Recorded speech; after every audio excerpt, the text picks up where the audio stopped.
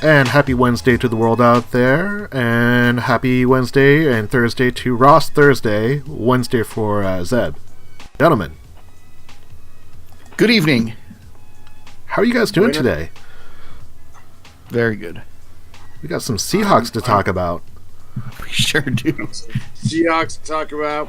We got fantasy playoffs to talk about. Ross actually just wanted to talk about, like, crazy names and all the crazy non-football things happening in the world today because so much is happening right now. So much is happening.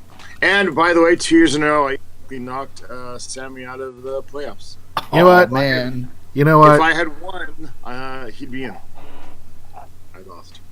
I came in 7th in 3 out of my 4 leagues. So the bonus of that is, in most of those leagues, I will not be playing for last place. But I didn't make the playoffs, so definitely not ideal. I'm sorry, man. I'm sorry. Yeah, and I made the playoffs. I made the playoffs in both my pay leagues. One, I got in the last one, and the other one, I did my best to drop out of, but I barely stayed in it. I was 9-1 and finished the season 9-4. Lost my last 3 games. You know what? Boo-hoo. I know. I'm pretty sure you still got into the playoffs. I did, but I went from 1st seed to 5th seed like that. I'm snapping my fingers and thinking at it. That's how it happens, man. Fantasy football is ruthless. It is. Yeah. It is. I'm in one fantasy league with Zeb, and I'm pretty sure Zeb beat me 3 times this year. Wow. Really? It feels like it. It might have been, you beat me so bad it felt like an extra half win to you, and then you beat me again, so that's how many more points Zeb can score than my team. So just what the world is and what my fantasy world is like this year. No, there's always next year. There is. One of these days I might learn my lesson and pare down the number of teams I'll play, but we'll see when that happens because let's be honest, when fantasy football comes around, it means football's around, which means I get excited and I can't control myself. Hey, dude, I have 6 teams. 6 teams. 2 are paid, 4 are free. But, gentlemen, this is the Seahawks FanTable Podcast. I am Sam. With me, as always, is Zeb and Ross. And, gentlemen, 3 straight wins, and the Seahawks are sitting at the number 5 seed if the playoffs started today. Based on the numbers, they are a good shot for a 6th playoff spot in 7 years. Not jinxing it, knock on wood.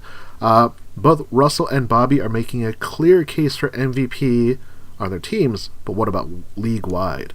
This is the Seahawks FanTable Podcast brought to you by the Hawkscast Forum. And, gentlemen, those are 3 pretty solid wins. Obviously, that big win against San Francisco was totally expected. You maybe have a little bit of concern in the back of your head that maybe they lay an egg and kind of forget how to play, but they came out firing. What'd you guys think out of that game?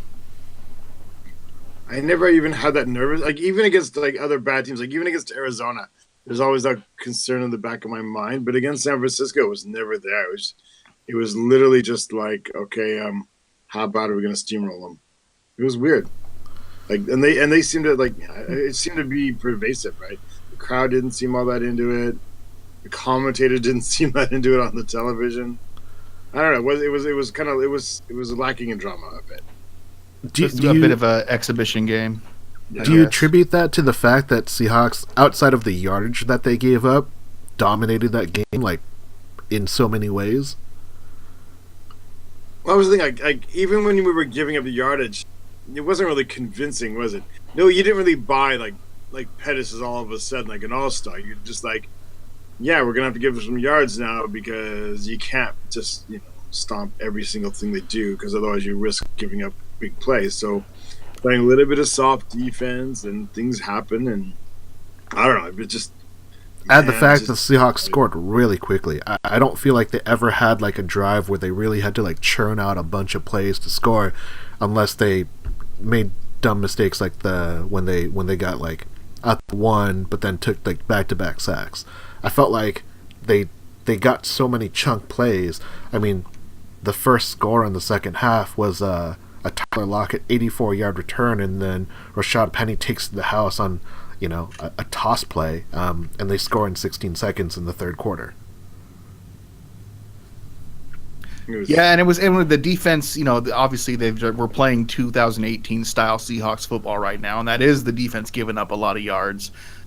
So when they're going to just, pretty much throw on every play or run a lot of screens and stuff like that, yeah, they're going to pick up a lot of that chunk yardage. But for the most part, the defense was able to tighten up in the red zone and keep them from scoring, which is pretty much how it's gone this season for the most part. So it wasn't all that surprising. It's ugly, but not all that surprising.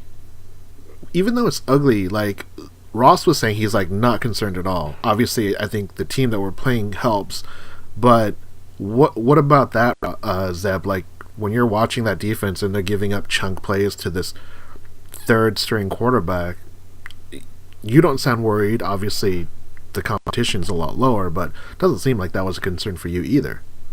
Yeah, I don't think I was ever really particularly worried we were going to lose the game, but yeah, I'm not happy about them letting them move the ball like that. And I would have been much happier if it had been like 43-3,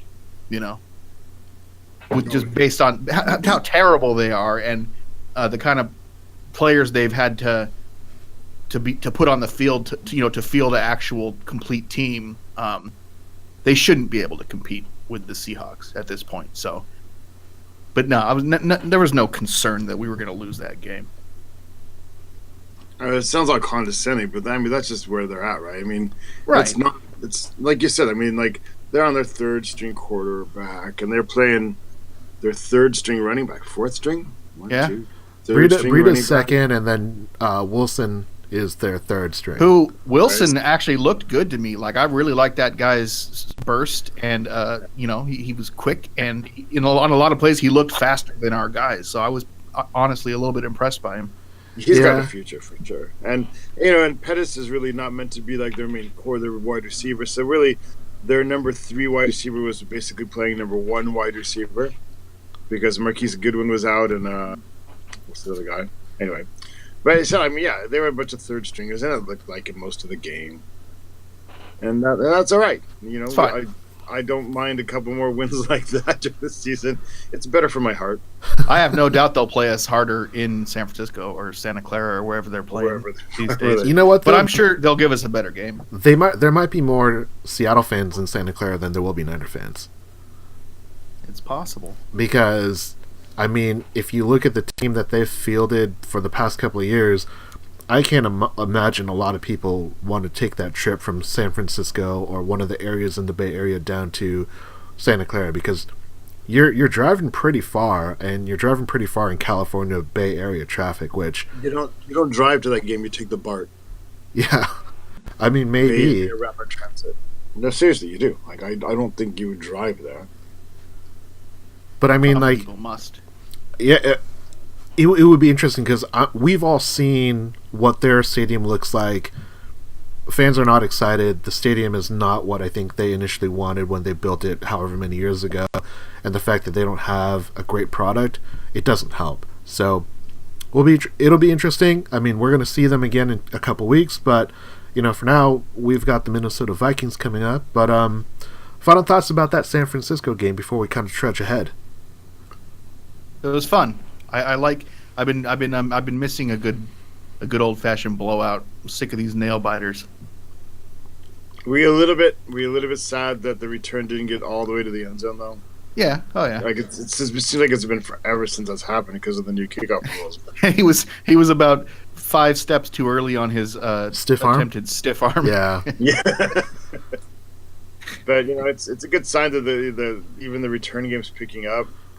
I'm a little bit concerned, like we talked about, just a little bit, that the cornerbacks in particular seem to be falling off the edge a little bit here. So yeah, they had a tough job. I think that's a concern. I think this game will be a really, really big. This upcoming game Monday night will be a really, really big tell of where are Trey Flowers and Shaquille Griffin going into their tail end of their rookie year, tail end of the second year. That's going to be the big tell, and we're going to talk about that later on. But let's move along to topic number 1. So, Zeb, I want to ask you, how valuable is Bobby Wagner, and is it on par with Russell Wilson? I think at this point, it's hard to argue that he's not as valuable on defense as Russell is on offense. He's just all over the place. He's playing out of his mind. He's almost on a defensive player of the year type of level if it wasn't for guys like Aaron Donald, out there doing what he's doing and other guys like that. But yeah, he's basically the same as Russell. He's got one more year on his contract, right? And then we're going to have to decide whether to re-sign him or not. I think he's just as important. I know it's going to be a lot of money, but I feel like he's kind of a guy that we have to hold on to at this point. He's held that defense together when a lot of guys around him are gone from the old days, and he's just playing super impressive. That interception return for a touchdown that just obviously took every last bit of oxygen out of his body. He went over to the sideline and got some O2, and Norton said, "Hey, do you want to sit this one out? I'll get Calitro in there for you." And Bobby was like, "Hell no, I'm going back in." With he looked like he was done, like he needed to lay down. You know what I mean? And have. He did. That was his touchdown celebration. He laid down, and ceremonies or whatever. I don't know. Right. I don't know if you guys saw this, but they got a flag for delay of game because they were swamping him. Offensive linemen were running onto the field to celebrate in the end zone with Bobby Wagner on that play. Hey, the team's having fun, man, and that's really good to see. Ross, what about you? How do you evaluate the value of a Bobby Wagner? It's so difficult. I know what Zeb means when he says he's sort of on par with Russell Wilson, and I get that. I mean, he's sort of like the rough analog of what that position is on defense. He's the leader out there, and he's making calls, and you can see him adjusting linemen. But I don't really want to say he's on par. Like, if I had to lose one person this week, if we were going to lose one of them from Monday, I'd still say Bobby, I think. And I guess that's the only way I can think of how to handle this question in my mind, as a thought experiment. Well, is that maybe because we have who do we have behind Russell versus who do we have behind Bobby? I think it's easier to replace, right? But I just don't think there's any other job in professional sports that's like a quarterback. Right. NFL quarterback, all right? There's nothing on that level, nothing on that strain on the mind and everything. Maybe if you're LeBron. If you're LeBron on whatever team you're on, you're as valuable as a quarterback. Right, as valuable, but you're one person. That's why I guess I'm struggling with the question, because I want to say, in many sense, again, I kind of see where Zeb's coming from. I get that Bobby Wagner is just as important. I just hate to say it because, I don't think what he does is quite as... Yeah, try to think of it relatively. The offense is separate from the defense. Obviously, the quarterback is the most important player on the field, right? Right. We're not comparing a kicker to the quarterback, right? Kicker's so undervalued in the no, but Bobby Wagner's super, super, super, obviously super important. But you know what? Here's kind of the beauty of Pete Carroll. I sort of think that a lot of the players are more replaceable than we tend to think they are.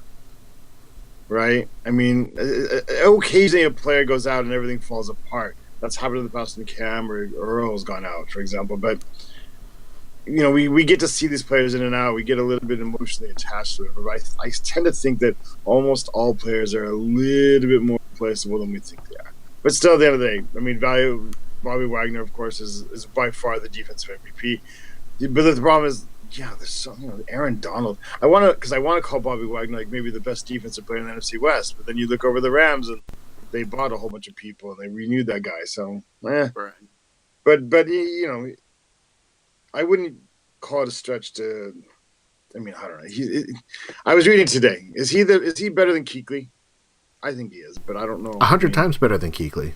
100 times better than Kuechly. Yes. No homers allowed. None. Who was our middle linebacker before Bobby? How far back do we want to go? I mean, before Bobby. I mean, so I guess we want to go back 8 years. The year before, I think it was David Hawthorne. And the year before that, I think it was Tupu. I think if you go, okay. And then I think maybe KJ Wright squeezed into middle linebacker from maybe a little half step. Like Tutupu was great before his knees were bone on bone. And then before Tutupu, it was like a little bit of Nico Kudavides, and then you're going like Le'Veon Kirkland.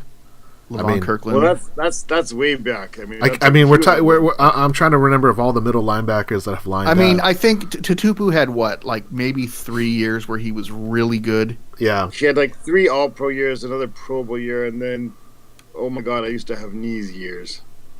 Right. And do we forget too quickly about players? Should Tutupu already be on the Ring of Honor? I think that his career was too short. I mean, he should raise the flag, but I don't think he's a Ring of Honor guy. Maybe if we win XL, there's a little extra something there, but yeah, I don't know. He crashed pretty hard at the end of his career due to his size and his knees. So he dominated for a while there. But I think what I'll always remember is he owned Philadelphia. Anytime Seattle played Philadelphia, he had like 2 picks, a sack, and like he almost was good for a touchdown return. Yeah. Anyway, Bobby Wagner, defensive MVP. Not, in my opinion, not quite on the level of Russell Wilson, but it's close. I think this is a really difficult question because both of you are pointing out that it's not a level comparison. It's not a level it's not a level playing field just because what is expected of a quarterback. The ball continually goes through you versus a defensive player. Well, for the most part, if you have a smart offense, you can kind of negate the impact of a player because you just go around them. Like Richard Sherman didn't make an appearance, and obviously he wasn't a factor, but they didn't throw his side for the first 2.5 quarters. It really took until there was like a medium, curl or dig route by Doug Baldwin before it was even like a Richard Sherman look. And, Richard Sherman whiffed on the play, and Doug Baldwin turned into a 20-yard gain on 2nd and long. So I think it's really hard to try and equate them evenly. I think the other thing is we've seen what this defense looks like without a Bobby Wagner. We haven't seen what this offense, or we've seen the defense without Bobby Wagner because he's missed a game here and there. We haven't seen what it's like to miss Russell Wilson. We've seen Russell Wilson have a bad game, and we've seen Bobby have bad games, but it's so hard to compare them evenly. So what I will do is I will try and tip the scale a little bit. And what I will say is, while Bobby Wagner is not on par in regards to value of Russell Wilson, if we were to try and equate it and level the playing field, he is on par if you could find a way to tilt the field. Because a game like what Bobby had, I don't know if we'll see a game like that. I mean, he had 2 turnovers in the red zone. He turned them into points. He took points away. So at a minimum, they're kicking field goals. That's 6 points that he's stopping. But then he turns one into a touchdown. That's a differential of a minimum of 13 points off one guy. He had a great sack. He just perfectly timed like his blitz, and Nick Mullins just had no chance. I mean, talk about the fumble that he basically, I don't know if you can call it a fumble because he just straight up stole the ball from Wilson. Just took it from him. I mean, and what was great is only Bobby knew that he had the ball, and the rest, for whatever reason, chose not to whistle it dead and let the play continue. And there wasn't video evidence that definitively said that he lost the ball. I thought it looked like Bobby had stripped it. Whether or not Wilson was down, I don't think it was conclusive, so you couldn't overturn it, right? Right. It was a weird looking play to me. It was weird, but like those kind of plays, and as good as we've talked about Frank Clark is not the kind of player that Bobby is. There was a stat I read on Twitter that Bobby Wagner has over 100 tackles, and he does not have a missed tackle this year. So over 100 times where he's gone to engage with an offensive player, he's taken that person down so they haven't gotten away. That's damn good. I mean, like, think about if you could field an entire team that had that kind of closing ability to wrap people up. It's insane. It's a little rough to compare that to Frank Clark, though. When you're playing defensive end, it's a really difficult situation. Right, and even though it didn't show up in the stats, I thought Frank Clark had a great game. You know, he was definitely getting pressure, and you could tell that the Niners made a focal point to neutralize Frank Clark. It definitely gave a lot more opportunities to guys like Bobby and other players, but it was definitely Quentin Jefferson. You know, Poona Ford had a great game too.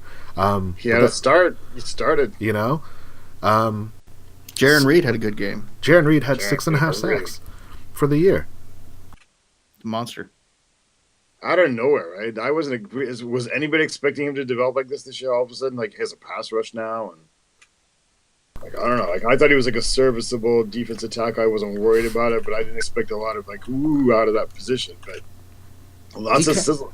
He kind of felt to me like basically our replacement for Mebane. That kind of level of play is what I expected out of him. Yeah, but not that they're the same player by any means, but you know.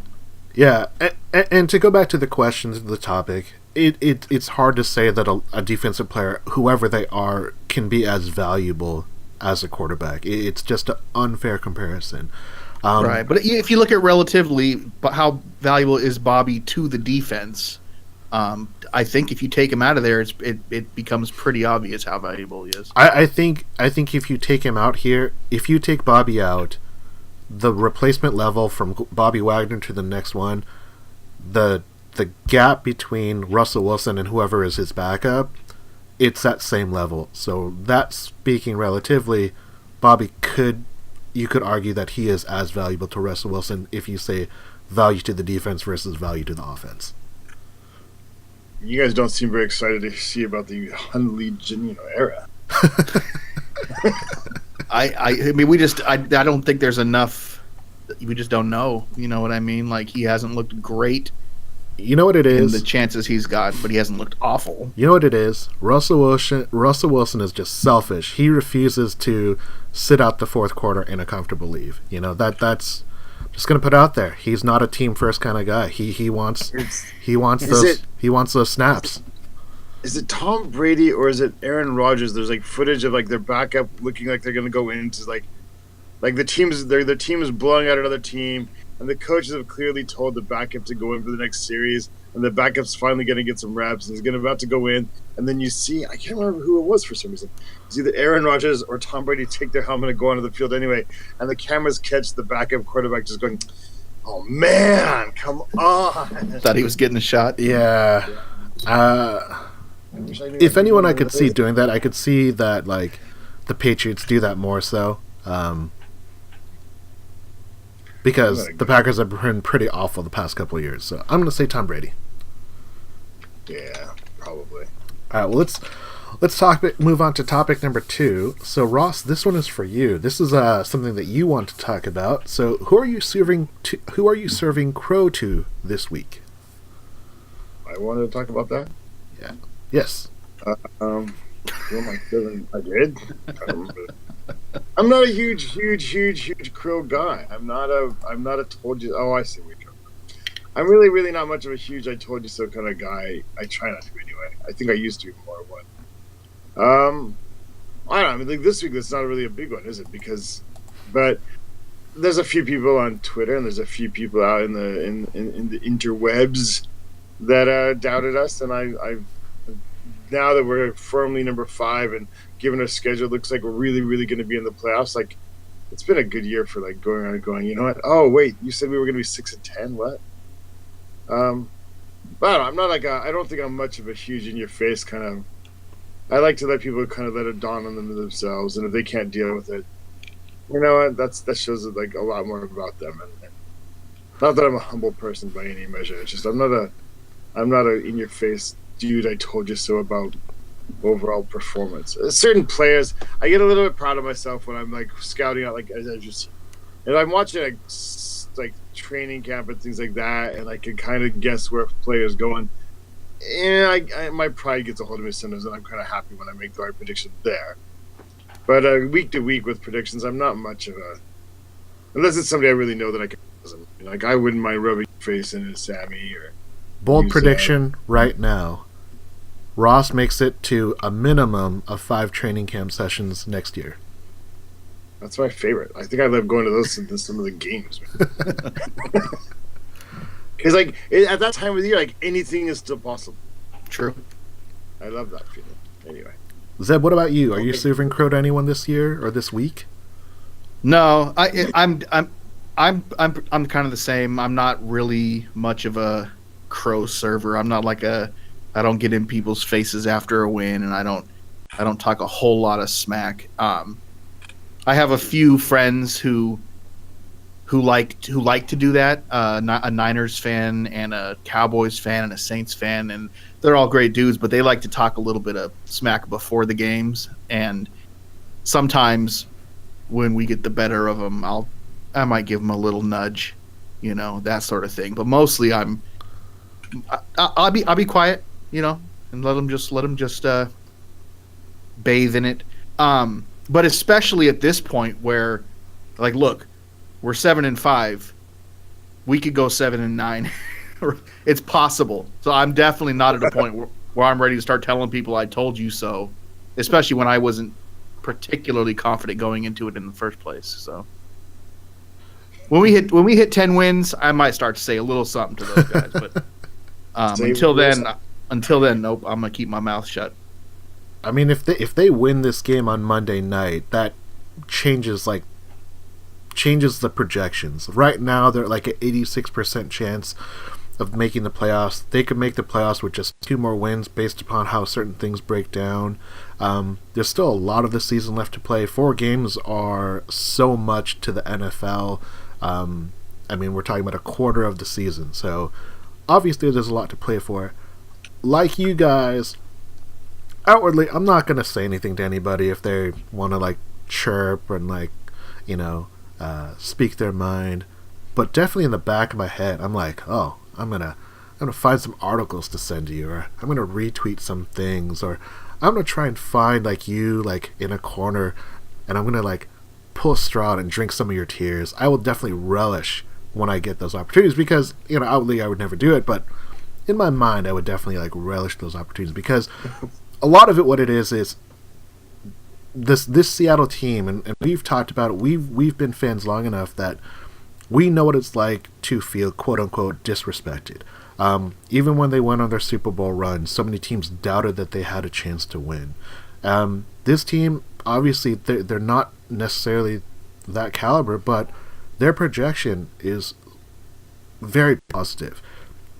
There's so many things to be excited for, because there's so many players on this team that are young that have a chance to be mainstays into this team for a couple more years.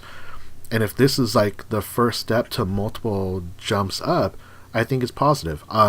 Obviously, there's a lot of season to be played. And, while we might not be willing to talk trash, players like Bobby Wagner certainly are. I don't know if you guys caught the all mic'd up or the all access kind of stuff. But during warm-ups, Bobby was on the sidelines. I don't know if you guys heard this. It's retweeted on our podcast Twitter, so it's Seahawks Podcast. There's a retweet of this. Bobby Wagner's just prepping with some defensive linemen, I think, on the sidelines, and Sherm comes up to greet him. They hug, they say hi, and then the last thing that Bobby says to Sherman as they walk away is, "That looks ugly. That looks ugly on you," referring his Niners garb. Bobby Wagner also said that when he was running that touchdown back, he was looking for Sherm. He wanted to point it out to him and say look what I can do. So there's a video of it. So if you haven't had a chance, I'll try and find it. I'll post it on the forum at hawkscast.com. But I love the players because they believe in themselves so much, and they have that right to really show what they can do. I relish the fact that they can do that, and I will live vicariously through them, even though I will never be able to do it myself. There's a level of gamesmanship there too. Definitely the guys on the field like to talk smack to each other, just try to get in each other's heads. So whether how much that works or not most of the time, who knows? But it's definitely fun to watch. It's definitely fun to watch. Did you guys see the gamesmanship that Russell Wilson did on one of their defensive players with the shoe? With the shoe? I didn't see it. Is there a video of it? I didn't see the replay because my interpretation seems to be different. How I visualize is picture him moving up to the line of scrimmage and the shoe's in the way, so he just tosses it. But I haven't seen any videos, so because everybody's saying, "Oh, it's on purpose." Like, it doesn't seem like a very Russell Wilson thing to do, just like kind of like maliciously throw a shoe. I definitely don't think that he did anything malicious. I think it was like, hey, there's a shoe on here. It's not mine or any of my teammates, so I'm just going to chuck it. Because if he thought it was a Seahawks player, he would have probably asked for like a uniform or equipment timeout, which the refs can allow teams to do, especially if like a helmet's off or something's off. Well, last week you wouldn't even known who shoe it was anyway, because last week was charity shoe, right? Goofy shoe week. Yeah, it was. Everybody has their own cleats for my cleats for my cause. Yeah. Right. So you wouldn't even know whose shoe it was, would you? No, you wouldn't. But I love the fact that people are trying to play it up that is something like nefarious that Russell Wilson just slyly did. I assume it's like, oh, cheating Pete's disciples, learning his old tricks. Like, what are you talking about? See, I don't know, man. I think as much as quote unquote good guy as Russell is, I think when it comes to winning the football game, I could see him doing a little something like that. He's probably a little sneaky cheat when he gets the opportunity. Yeah, I mean, I see him more doing dirty stuff like in a dog pile, stuff like that, because he's very media conscious. You know, like there's so many cameras on the field. If you just like pick up a ball or pick up a shoe and throw it, he's just really lucky there isn't video of it out there, right? But if you do something like in the pile, I could see him do stuff like that. Yeah. Yeah, I mean, regardless of the situation, it led to a hilarious event, because what happens is, for those of you that aren't aware, a play's over, they get a first down, there's a shoe on the field, Russell Wilson sees it, throws it down like back left, so it's like down well beyond like the line of scrimmage towards like the sideline. So it's like 30 feet away. He sees that the player is running with the shoe to the sideline to try and put it on, so he runs a hurry up offense, pushes his team to the line. That guy like busts his butt to get to the sideline, and then they try and bring someone else, but he's offside, so it's a free play. I mean, unfortunately, it ended up being not like a great play for Seattle, because it was they just didn't take advantage of that, but it was just kind of funny to see that. So that veteran savviness of like, oh, let's try and catch him off guard, let's hurry it up, that definitely was hilarious. And then it led to the coach, Kyle Shanahan, getting a unsportsmanlike conduct. If he had 2, he would have been ejected, but wouldn't have happened. But again, just funny for that kind of thing to happen in a game. Definitely funny. Watching Shanahan melt down over that, especially because at the time I didn't have the context, right? It was just hilarious. Yeah, at first you think he's just being a jerk and like raging at the refs because his team sucks right now, but no, it was because Russell Wilson might have like got one on him. Reason. Yeah. All right, well, let's move on to topic number 3. So topic number 3... Wait, I have to interrupt you for a second. Oh. The thing I was talking about a second ago, it was Brock Osweiler trying to get into the game when Peyton Manning was supposed to come out. Peyton Manning was supposed to come out, they were going to put Brock in, and like, but Peyton Manning just picks up his helmet and goes in anyway. Yeah, that's probably a good call by Peyton Manning. Probably a good call. Let's go to topic number 3. Topic number 3 is the Hawkscast Corner. You can find it at hawkscast.com or forum.hawkscast.com. So this one comes from Bill A. So Bill, thank you so much for the topic. But he says the 2018 Seahawks have arrived and are here to stay. And if you don't know what Bill is alluding to, it's actually a video that has made some rounds on websites like Deadspin. Poster is Cable Thanos on Twitter. Look for it. He's created these videos about the Seahawks, and it's a lot about how, like we talked about earlier, teams didn't think that they were going to win, especially when they started 0-2, and where they are now, there's some hilarious, like, quick cuts of the season. But Zeb, are the 2018 Seahawks, are they here to stay? I hope so. Yeah, that would be fantastic. I hesitate to be fully confident just because I see deficiencies still. But I don't know. They keep surprising me, and with every victory, I'm confident. 7-5 looks a lot better than 6-6 would have. So.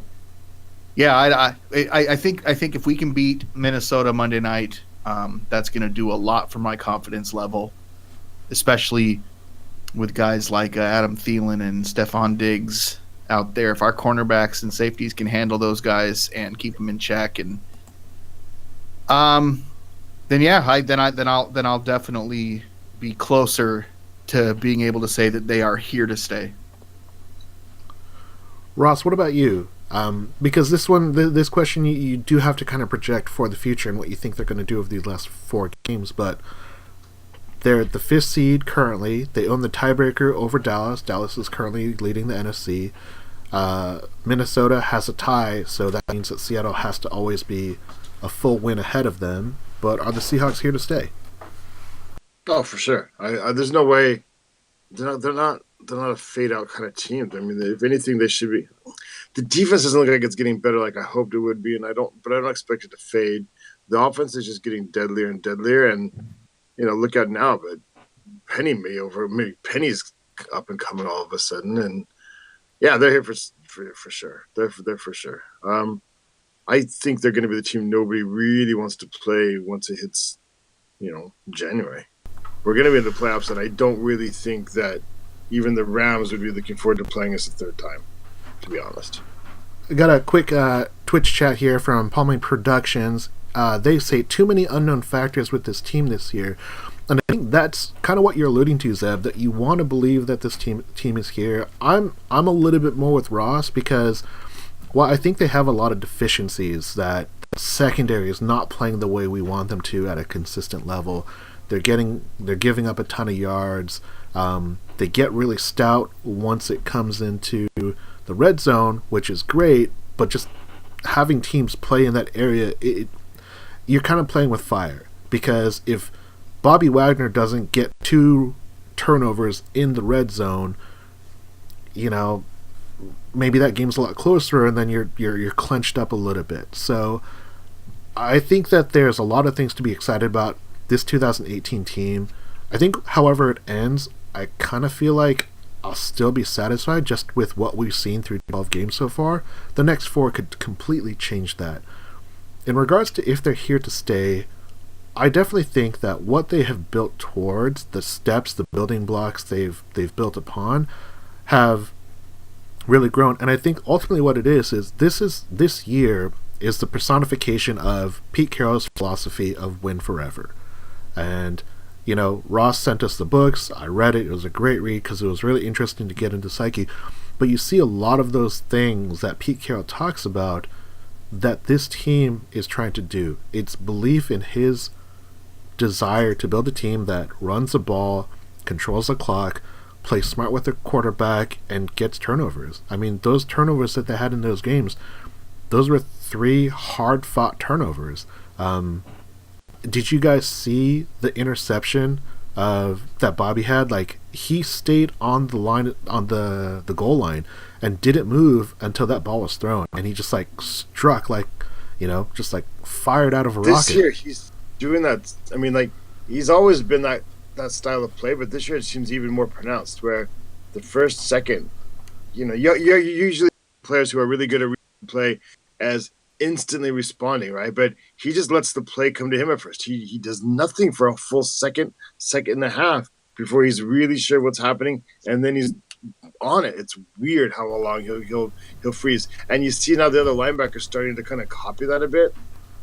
Austin Calitro's doing that a little bit, and KJ Wright's doing a little bit the last game before he got hurt. It's a little weird, but it's cool. It's to the point I'm starting to wonder if the coaches are teaching them to do that because it's spreading. Bobby Wagner was clocked as the fastest touchdown. He was clocked as the fastest defender to score a touchdown. So of all the people that have scored a touchdown, he was 18th fastest. But he is also the fastest defender to score a touchdown this year based upon his top speed. Cool. That's I was just gonna say, talking about that, so you're talking about the flawed team. This is the year to be a flawed team if it's on defense, isn't it? Totally. I mean, everybody talks about Kansas City and the Rams are the best, but they don't even have defenses. They just have cardboard cutouts that you have to walk around to slow you down a little bit. The Saints aren't strong on defense. Nobody's compared to the other quote unquote playoff team caliber, whatever star teams. We're almost the dominant defense compared to some of them, and we're not very good.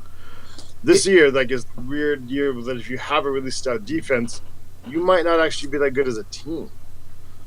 It's a very weird year. Yeah, like, Buffalo's got a legit defense. Doesn't matter. Depending on where you want to look at defensive production, whether it's yardage or points, I always lean towards points. Of course. But the number one team defensively for points is Baltimore, followed by Dallas, Houston, Chicago, Jacksonville, Tennessee, Chargers, Washington, and then ninth is New England, tied with Seattle. Once you get to the high-scoring offenses, New Orleans is 13, the Rams are 19th, and the Chiefs are 27th. I personally don't think you can consider any team that gives up as many points as they do as a favorite in the playoffs, just because scoring becomes so much harder, and you can see a matchup like Dallas and New Orleans where, you know, there are circumstances where you won't get the production you're accustomed to. Yeah. I mean, like, some of them are stadiums, and so, like, they're kind of built assuming they get the home field advantage. They'll never have to play outside. But that's a dangerous game to play.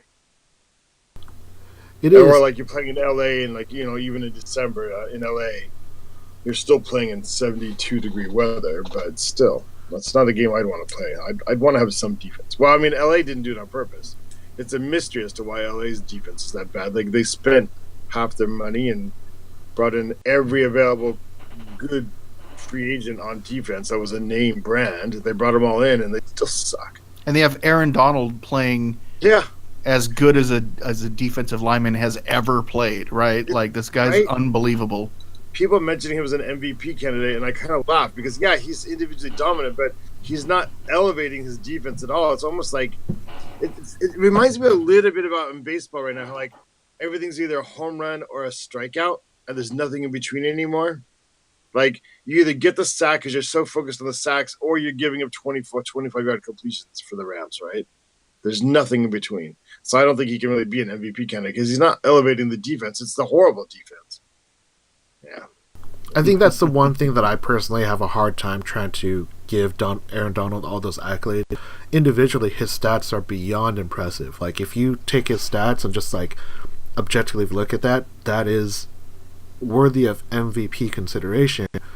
But I think you have to look at what his team is doing collectively, and obviously he's making impact when he's making a play, but it's not impacting the rest of the defense because, again, the one downfall of a defensive player is you can avoid them. You can scheme around them so that they kind of get nullified. And, you know, teams maybe when they're trying to score against the Rams late, they don't have the option to play extra protection, so Aaron Donald gets that advantage. So kudos for him for taking care of those opportunities, but I have a hard time saying a guy is that great of a defensive player when the rest of the team isn't getting elevated because of his play, as you so point out. Yeah, I mean, it's a little bit weird because you can be sort of selfish with sacks as well, can't you? And selfish with your play. I'm not saying it's a selfish play. Maybe it's even a coaching thing where, like, the coaching doesn't seem to be taking advantage of it. I mean, I almost think at this point they should tell him to, like, lay off just a little bit, because if he goes completely for the sack but he misses it, then the other quarterback has got a long time and they don't have the coverage to kill it. Whereas if he just kind of hangs back and threatens the whole time, they're just pressure, so the quarterback never feels comfortable. Got it. Yeah, I mean, interesting. Seattle's only had 3 games where they're basically leading from front end, and Seattle's giving up 21.6 points on average. The Rams have basically led their entire season, maybe for a game here or there, because, you know, Seattle has had a lead, you know, through their games at some point. But the Rams are giving 24.8. I mean, we're talking about almost, it's the bottom half, but you're almost in that bottom third in regards to points given up. Because the difference between where the Rams are and, like, the Cardinals, it's just 1 point per game. That's 2 touchdowns on the year. You know, so if I were a voter, maybe that is important to me, but maybe to the general public or the general voting population, that's not an issue. So I think Aaron Donald will definitely win it this year, because those stats are so hard to ignore. Right. I wonder if Khalil Mack's stats aren't as great, but he took a good Bears defense that's made it great and made a borderline team a playoff team for sure, right? So you could, I mean, he's elevated that team, right? We would say that, right? Yeah, I would say so. So I wonder if, although he doesn't have quite as gaudy of stats, I would say that Khalil Mack is probably more valuable. I think if you compare their 2018 to 2017 defense, I think that's a clear-cut case where Khalil Mack makes leaps and bounds more of an improvement over what Aaron Donald had seen pairing up next to Ndamukong Suh. I mean, you forget that Ndamukong Suh is on that defensive line with him, right? Do you see him do something jerky? Well, that just adds to the mystery. Like, Sue is right next to Donald, and like, how do you allow any running yards? How do you allow any? What do you? Yeah, that's a head scratcher. Yeah. Final thoughts on whether the Seahawks are here to stay or not. All right, they're here to stay. Zeb got turned. And imagine where they'll be next. That's what I'm excited about. The future's bright. All right, well, hey, real quick before we move on to the next topic, can I I want to just mention this. This is totally unrelated, but it's something I just was perusing some stats here. If I told you that Aaron Rodgers, Matt Castle, and Mark Sanchez all have the same amount of interceptions, what would you think that meant? That Aaron Rodgers played like 2 games this year, and those guys played like a quarter. I don't know. Apparently, like I was reading this week, the reason Aaron such a low interception rate, or part of the reason, is like if the play's not going well, he's immediately throwing it away. Yeah, he just gets rid of it. Like he throws 10% of his pass plays, he just throws the ball away. Very safe. Like double the rate of any other quarterback. So if you figure like 10% of his throws are throwaways, if instead it was 5, so 5% of his throws he was actually trying to make a play, you'd figure his interception percentage would go up, right? Because he's actually trying, but instead he literally just like if it's not there from the very get-go, he just throws it away. I didn't even know Matt Castle was still in the league, and the guy's thrown 6 passes, and one of them was a pick. That's insane. Who does he play for? Detroit. All right. Okay. I mean, 8 Mile Road. It was 3 weeks ago that we were talking about, like, oh, if we win this Packers game, it could change the season for us, and if we lose, we should be fighting for draft position. And here we are now. Now they're a punchline. And their coach got fired because their here kicker can't kick. Yeah. Get Crosby out of there. What are they doing? Yeah. I think it was time for McCarthy to go. I think so. I mean, I think even though this is maybe a down year for Aaron Rodgers, the fact that they haven't been as successful when you look at all the other teams that have had quarterbacks as good as him, which again is very few, not even to have like a lot of playoff success is alarming. I mean, their last big stretch opportunity was when they lost to Seattle in the 2014 NFC Championship game, and that was a game that by all purposes they should have had, but they just couldn't capitalize on anything. Yep. Speaking of capitalize, let's move on to topic number 4. So this is another topic for Ross. Ross, lead us off with the Minnesota Vikings. Did the Vikings make a mistake by giving Kirk Cousins that $84 million guaranteed? I mean, I guess technically the jury's still out because no. We need confirmation now. Well, I mean, it's obviously a waste of money because Kirk Cousins is never going to win a Super Bowl, and that's the game, right? The whole point of it is to win the Super Bowl, and Kirk Cousins is never going to win a Super Bowl. So I don't know. I don't really get it. I mean, we've talked about this before. My philosophy of quarterback is a little bit different from you guys and from most of the sane world, but like there's very, very, very few quarterbacks, especially in the most recent era, that go 6-7 years of their career, don't win anything, and then all of a sudden like are good. There's lots of quarterbacks that have put up good numbers, but football's not about numbers. It's about so much more than that. And he doesn't have the intangibles, or what he doesn't have something. He doesn't have the it factor, or whatever. Like when we get lazy and we don't want to try to do the math or the research to forget what it is, he doesn't got it. So he can look good, and he can throw a lot of passes. He can throw a lot of yards. He could be Matt Stafford, probably. He can get you to the playoffs every other year. maybe someday win one playoff game, but he's not going to get you to the promised land. There's no, I mean, they could have done the same thing this year, I think, with Case Keenum. I mean, Case Keenum's got the Broncos looking okay the last couple of days or last couple of games, right? So I don't know. Like I mean, even when it happened, I thought it was like a lot more money for like minimal gain. You could have kept Case Keenum for much less money and then give yourself one more defensive player. But they want to do it this way, so they're going to pay the price for their lack of vision, as Luke Skywalker did. So, that's just the way it goes. But I mean, it's hard to blame them. Like the NFL's not run by. I don't want to sound like say this. The NFL is not run by a bunch of like really, really, really, really smart people. They're run by a bunch of medium smart people, and who succeeded in one area, and that gave them the authority to take over a completely different area of a team. And so there's just a bunch of followers, and there's a bunch of like common sense stuff that actually shouldn't be common sense. And it's a copycat league because if you do something completely different and you fail, then you're going to lose your job. But if you fail by doing it the same way, then you'll get another shot.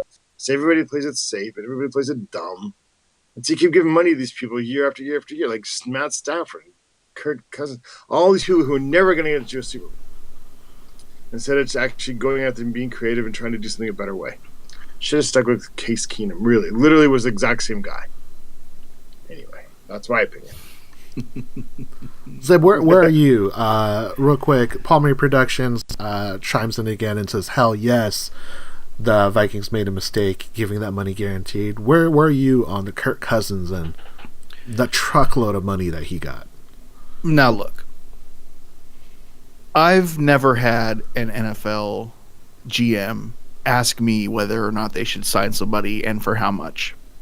Well, that's because you're too private of a person. If an NFL GM had said, hey, Zeb, Kirk Cousins, $84 million guaranteed, yes or no? I'm probably saying no. So in that case, yeah, I think they made a mistake. Now, am I an expert on quarterbacks? No. Yes. Am I qualified to be an NFL scout? No. Is anybody knocking down my door for a GM job? No. But in my humble opinion, yeah, they made a mistake. It's too much money. I don't know what choice they really had. Like, I mean, like you said, they could have stuck with Case Keenum. I don't blame them for not wanting to stick with Case Keenum. I get that. And I have thought that in flashes, Kirk Cousins has looked like a guy who could potentially go to the next level as a player, but $84 million is a guarantee to somebody. Like this year, they have a better might team than last year, and they're not any better. I mean, like you're paying that much. You have to like. I mean, like again, your point is to buy wins. Do they have a better team this year? Like what all? They don't seem that much different to me. No. Well, for example, they got Cook back. That alone, I mean, you get a star running back who's actually a star back. Yeah. I mean, like that's Sheldon Richardson. Sheldon. Yeah. Yeah. So you would think. You want to talk about a mistake? Let's talk about Sheldon Richardson for a second. Well, he's better this year than he was last. He only sucked for Seattle. Yeah, I know. That's what I'm saying. Yeah, I mean, last year, Eddie Lacy. Yeah. But again, like you're supposed to buy wins, not buy players. Like, and everybody just makes the mistake. What did you get for? How many more wins are you going to buy? How many more wins above Case Keenum are you going to get for Kirk Cousins? I mean, I feel like Kirk Cousins should be worth a couple of wins more than Case Keenum. Like we've seen Case Keenum for a long time. Not that. We said Case Keenum under Fisher, right? Right. Once, I mean, last year in Minnesota, he was totally fine. He was fine. He wasn't like amazing. He was fine. He was like Ryan Fitzpatrick on a good day. Fine though. He wasn't like. I don't blame them for not being satisfied with that. I wouldn't be satisfied with that either. Right, but if you're going to upgrade, you have to upgrade for real. And like Kirk Cousins' years in Washington, he had more yards and more touchdowns because he threw the ball more. Right. I mean, that's not man. You got to buy what you have to look for efficiency of passing, not like volume and not like, I mean, look at your weapons and who fits your weapons. I don't know. I think I feel like Watch them drop 40 points on us on Monday. Just Cousins just balls out 500 yards, 5 touchdowns. I would have thought like Tyrod Taylor would have been a better fit for them, and for about 1/3 the money. Would they have been worse? Nah. With the 2 running backs they have, and then he can throw a deep ball to Thielen, he can throw the deep to Diggs. I thought that was a good match. Do we know, did Cousins get other offers? Do we know what he was He even apparently at? got more money offered, but by like the Browns or another team in free agency, but he opted to sign. I think it was maybe the Jets. So this is before the draft. Yeah, the Jets really. A few teams really. But I think what the it is, 49ers wanted him before they got Garoppolo. it points to what you were talking about, Ross, that the way that teams construct the offense with the quarterback position in mind, it's not about being efficient with their money. Karma King 721 chimes in and says, "Yo, Cousins is probably the most overrated quarterback in the league. If we're being honest, Browns and Jets offered him." So I think what it is, it's kind of a twofold thing. One is it's the nature of the NFL. You can't get around it. I mean, if you're a starting quarterback, you're going to get top dollar just because you have that label, and you're, for whatever reason, you're not in jeopardy of losing that title. But I think with Kirk Cousins, with Kirk Cousins, like there's no mystery on what he is. He is a 500 quarterback. You look at his record in Washington, you look at his record here in Minnesota. He is 500 across the board. He has a losing record as a starting quarterback. And what I really want to share with you is, you guys probably forgot this because I did too. He actually played against Seattle in the wild card round where Robert Griffin got injured, and he played against the Seahawks on that terrible thing they call FedEx Field. And I want to read you the last few attempts. So, first and 10, Kirk Cousins pass incomplete. 2nd and 10, first pass, 15-yard pass. 2nd pass, incomplete. 3rd pass, incomplete. 4th pass, 2 yards, incomplete on downs. They get the ball back. These are his last 4 plays. Incomplete, completed pass for 4 yards, tackled by one Bobby Wagner, and incomplete. He does not have a great track record in the playoffs. Well, to be fair, that he was a rookie that got no reps because he was the backup. He actually but you forget he got reps that year because I guess he did because Griffin was hurt. Yeah, so I think what it is it's an issue that the NFL will pay people for their body of what they think they can do, not what they actually are. That's why so many people are really, really shy to give Case Keenum money. I mean, Case Keenum got 2 years, $36 million contract, and the Broncos, they're fighting for a playoff spot. You know, the Broncos are exactly the same spot as the Vikings are. Right. But that's the issue that they has. Real quick, Karma King points out Vikings with Cousins reminds me of what the Chargers with Rivers for the last 10 years. I would give Rivers a little bit more credit because his production is a lot better, but as regards to wins and playoff success, I think that's a pretty spot on assessment. Palmery Production on the Twitch chat says he is 500 because he has a pattern where he'll win or play well for 3 or 4 games. Then you know the next 3 or 4 games are going to be horrible. This is the one consistency. I saw him in Washington. It's almost like he gets too cocky of himself. The one thing I want to... my last point about Kirk Cousins. I need you guys to go look. I'll put this on the forum. Look for it on Seahawks Podcast, Seahawks FanTable, Seahawks Forum on Twitter. Go to hawkscast.com. He does not know how to cook a steak. He does not know how to cook a steak. Like when you cook a steak, and we're talking about like on a grill, right? You expect to see char marks. You expect to see like nice dark brown coloring on a steak, even if you're going to do like rare or like, you know, maybe you go crazy, but like you expect to see like char marks on a steak, right? Yeah. He puts a piece of aluminum foil across his grill and then places it on top of the barbecue so there's no char marks, and it's like heated through the aluminum and it ends up being like this brown mush. That alone makes so you're not worth $84 million. So, Kirk Cousins, learn how to cook a steak. Don't come to barbecues in my house. This is Kirk Cousins. That's how we do it in Japan, man. Yeah, but there's different. Like in Japan, like you guys do it with the smaller cuts of meat. Like these were like full on, huge American style cuts of steak. It probably cooks them more evenly though, doesn't it? I don't know. I don't want to be in the position. I'm not comfortable defending Kirk Cousins and barbecuing with it. So. Well, you know what? SB Nation wasn't very happy. They wrote an article, so they wrote an article on it. Mm-hmm. And Karma Queen, fire away if you got a question. Even if you're not a fan, we'd love to answer it. Final thoughts on Kirk Cousins and the Vikings. Like Kirk Cousins' overall like quarterback rating, it's like marginally above Derek Carr. Like marginally. Yeah. I kind of, you know what? I don't know if I think that because I don't think Carr has done enough in his career. I will say that Kirk Cousins kind of reminds me of Alex Smith pre-Jim Harbaugh. Okay. Like, highly touted, looks like they have the physical skills, but just not good enough. Well, again, like the NFL quarterback position is not about the physicality. I mean, if that's part of it, the physicality, the toughness, and being able to make the plays is part of it. But there's this huge amount of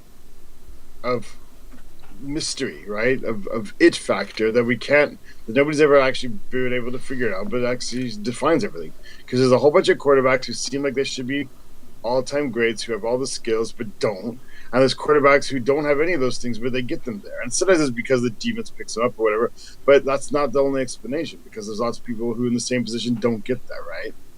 Tavares Jackson, for example, had a lot of the tools around him, never get the Seahawks to the Super Bowl either. He was gunshot, man. He would not throw a ball unless the dude was wide open. He could not thread a needle.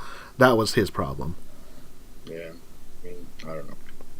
I think Cousins' ceiling is probably Matt Stafford. Is Matt Hasselbeck a better quarterback than Kirk Cousins? I think Matt Hasselbeck's a better gamer than Kirk Cousins. He's got the it. He's got the it. He also could lose the it. Yeah. Well, he did. I mean, he was like Matt Hasselbeck sort of was like David Craig on steroids. Like doughy steroids. Yeah.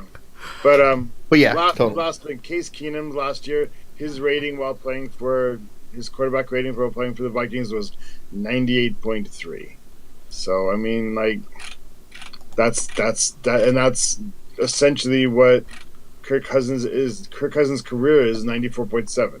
With the Vikings this year, Kirk Cousins' rating is 99.1. So you paid millions and millions to get 0.6% better at your quarterback position with no better record. And you're essentially 500. Yeah, way to go.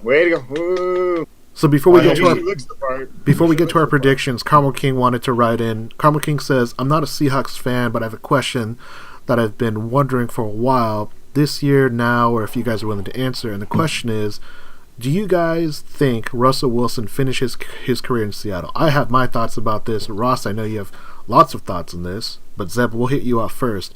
Do you think Russell Wilson finishes his career in Seattle? He's a free agent after the 2019 season, so he's got one more year after this one. I totally and completely understand the arguments for not giving Russell a big contract to keep him here, but I think that just from even just like a PR standpoint, I think it's going to be probably priority for them to hold on to him. So yeah, I think he'll, unless he's one of those guys that plays, 15, 16 years and he plays his last few for different teams or something like that. But I see the Seahawks holding on to him for as long as they can. Ross? Trap. It's a trap.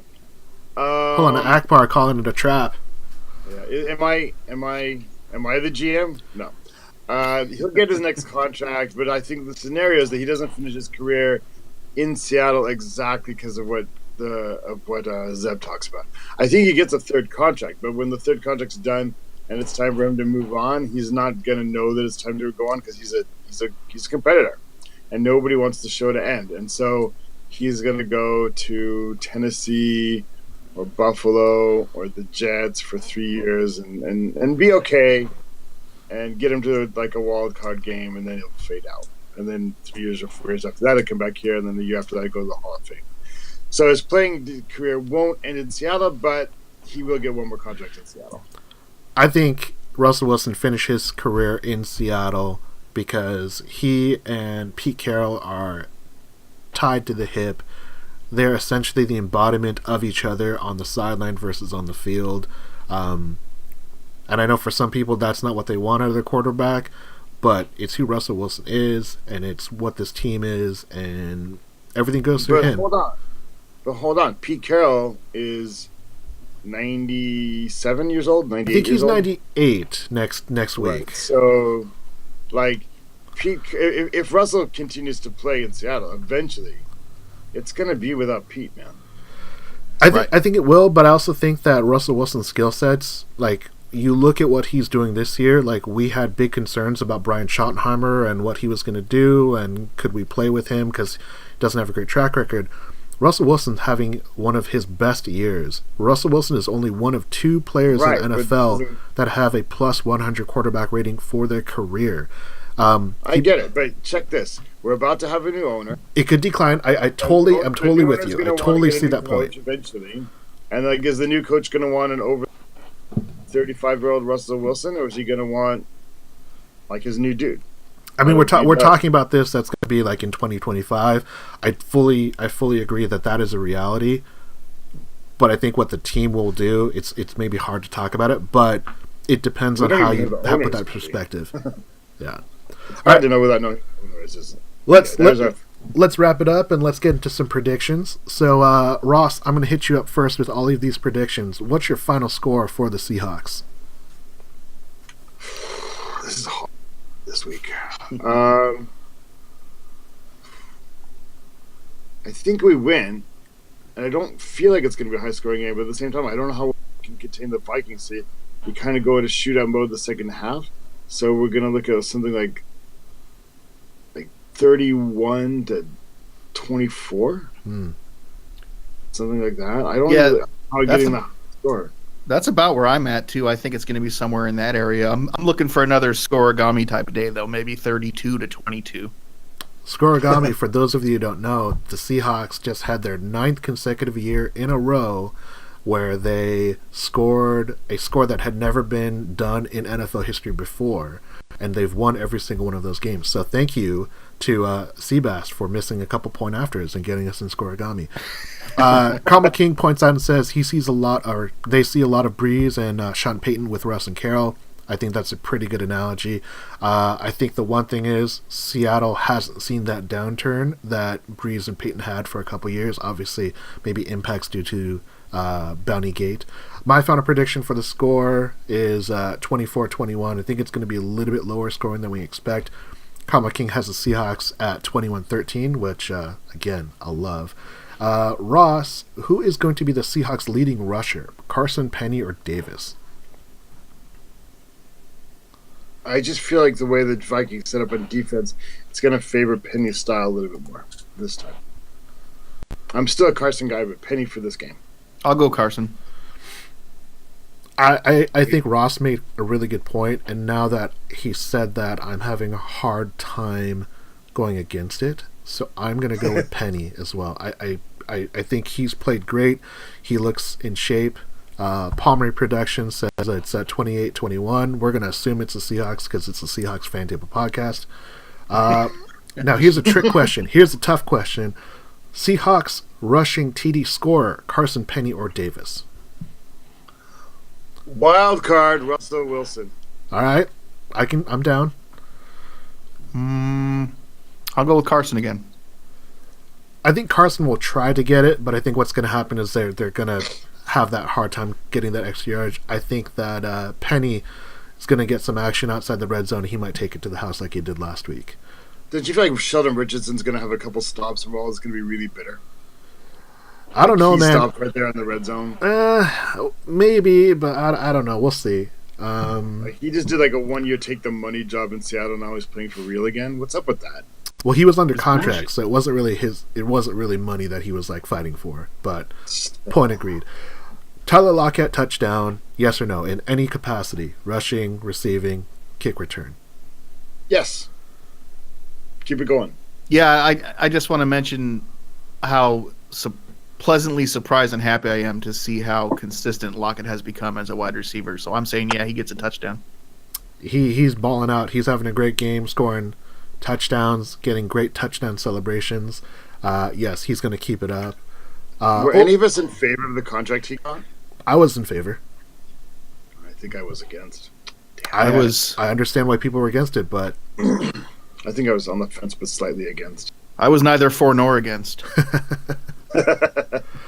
Let's go over under on Seahawks defensive yardage. Do the Vikings get more than 375 yards over under, Ross? Over. Unfortunately, 450. Man, it's probably going to be over, but I'm going to say under just to be different. I'm gonna say under. It's Monday night. Defense is looking healthy. Michael Kendricks is coming back. Our linebacker core is gonna look better. I'm gonna say we're gonna shut him down. We're gonna keep him under 375. Do Diggs and Thielen not scare you? They do, but like it's a little scary on the outside there. It is, but I mean, just because they get yards, they might not score. But we'll see. I think we have an opportunity. If T2 is not in the film room every day this week, I'm mad. Yeah. Right. Over under Viking false starts 1.5. You've seen it under. They got it under lock, don't they? They don't false start in Seattle anymore. Man, teams are still false starting in Seattle, so that's why it's 1.5. Teams do, but Vikings have it on. Well, we'll see. Ross or Zeb, what's? I don't know what their numbers are, so I can't say that they've got it figured out. I'm going to say they go over, at least two of them. I'm going to say over as well. I think the crowd will be really amped up for a Monday night game, and this is a huge playoff game that's going to come into play. So this for Seattle. Over under wasted first half timeouts for Pete Carroll, 2.5. Ross. Under 2.5. That'd be all of them. Under. Yeah, I'm going under. I'm going to say over. Down under. Pete Carroll. Pete Carroll loves using timeouts in the first half. He's going to use all 3.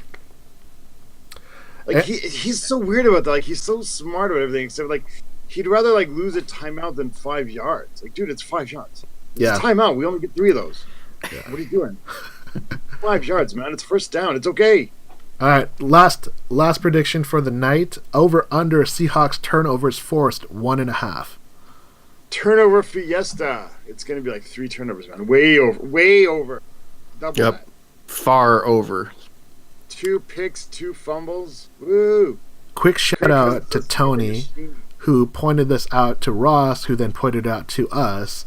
Kirk Cousins has a crap ton of interceptions and turnovers. So, yes, the turnover parade will continue.